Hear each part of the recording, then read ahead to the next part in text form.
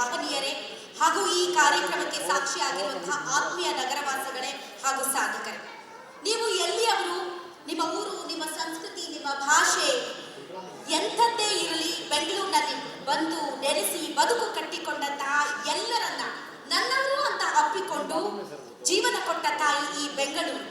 ಈ ಬೆಂಗಳೂರಿನಲ್ಲಿರುವಂತಹ ಪ್ರತಿಯೊಬ್ಬರು, ನಾವು ನೀವು ಎಲ್ಲರೂ ಕೂಡ ನೆನಪಿಸಿಕೊಳ್ಳಬೇಕಾದ ಏಕೈಕ ಹೆಸರು ಮಹಾಪುರುಷ ನಾಡಪ್ರಭು ಕೆಂಪೇಗೌಡರು. ಹಂಪಿಯ ಬೆರಗು, ವಿಜಯನಗರದ ವೈಭವ ಸಮ್ಮಿಳಿತವೇ ಈ ಚುಂಬಕ ನಗರಿ ಬೆಂಗಳೂರು. ಕೆಂಪೇಗೌಡರ ನಗರ ಕಲ್ಪನೆ ಅತ್ಯಂತ ಶ್ರೀಮಂತವಾಗಿತ್ತು. 4 ದ್ವಾರಗಳ, 64 ಪೇಟೆಗಳ, 16 ಕೆರೆಗಳ, ವ್ಯವಹಾರ, ಧರ್ಮ, ನೆಮ್ಮದಿ, ಪ್ರೀತಿಯ ಬೆಂಗಳೂರನ್ನ ಕಟ್ಟಿದ ಕೆಂಪೇಗೌಡರ ಸಾಹಸ ಮತ್ತು ಸಮಾಜಮುಖಿ ಚಿಂತನೆಗಳು ನಮಗೂ ನಿಮಗೂ ಎಲ್ಲರಿಗೂ ಕೂಡ ದಾರಿದೀಪ. ಇಂದು ನಾವು ಕೇವಲ ಸಾಧಕರಿಗೆ ಪ್ರಶಸ್ತಿ ನೀಡುತ್ತಿಲ್ಲ, ಬದಲಾಗಿ ಬೆಂಗಳೂರಿಗೆ ನಿಸ್ವಾರ್ಥ ಸೇವೆ ಸಲ್ಲಿಸಿದ ಮಹನೀಯರನ್ನ, ಸಾಧಕರನ್ನ ಗೌರವಿಸುವ ಮೂಲಕ ಕೆಂಪೇಗೌಡ ನ್ಯಾಷನಲ್ ಪ್ರಶಸ್ತಿ ನೀಡಿ ಪುರಸ್ಕರಿಸುತ್ತಿರುವುದು ನಮ್ಮ ಸೌಭಾಗ್ಯ.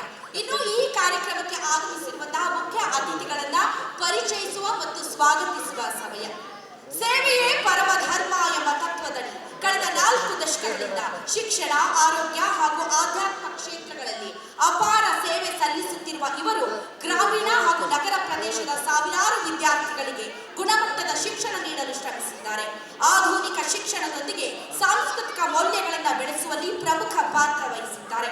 ಹೌದು, ಅವರೇ ಆದಿಚುಂಚನಗಿರಿ ಮಹಾಸಂಸ್ಥಾನ ಮಠದ ಪ್ರಮುಖ ಶಾಖಾ ಮಠವಾದ ಬೆಂಗಳೂರಿನ BGS ಮತ್ತು HAB ಶಿಕ್ಷಣ ಸಂಸ್ಥೆಗಳು ಮತ್ತು ಆಸ್ಪತ್ರೆಗಳ ಸಮೂಹದ ಮ್ಯಾನೇಜಿಂಗ್ ಡೈರೆಕ್ಟರ್, ಪರಮ ಪೂಜ್ಯ ಶ್ರೀ ಶ್ರೀ ಶ್ರೀ ಡಾಕ್ಟರ್ ಪ್ರಕಾಶನಾಥ ಸ್ವಾಮೀಜಿಗಳ ಮಾರ್ಗದರ್ಶನದಲ್ಲಿ ನಡೆಯುತ್ತಿರುವ ಈ ಪ್ರಶಸ್ತಿ ಪ್ರದಾನ ಸಮಾರಂಭಕ್ಕೆ ಖುದ್ದು ಪ್ರಕಾಶನಾಥ ಗುರೂಜಿಗಳು ದಿವ್ಯ ಸಾನ್ನಿಧ್ಯ ವಹಿಸಿದ್ದಾರೆ. ಗುರುಗಳೇ, ತಮ್ಮ ಆಗಮನ ನಮಗೆ ಆಶೀರ್ವಾದದ ಸಮಾನ. ತಮ್ಮ ಪಾದಗಳಿಗೆ ನಮಸ್ಕರಿಸುತ್ತಾ ಇಂದಿನ ಕಾರ್ಯಕ್ರಮಕ್ಕೆ ತಮಗೆ ಸ್ವಾಗತ, ಸುಸ್ವಾಗತ. ಗುರುಗಳಿಂದ ಗ್ಯಾರಂಟಿ ನ್ಯೂಸ್ ನಿರ್ದೇಶಕರಾದ ನಮ್ರತಾ ಶಿವಸ್ವಾಮಿ ಅವರು ಹೂಗುಚ್ಛ ನೀಡಿ ಸ್ವಾಗತಿಸಬೇಕು.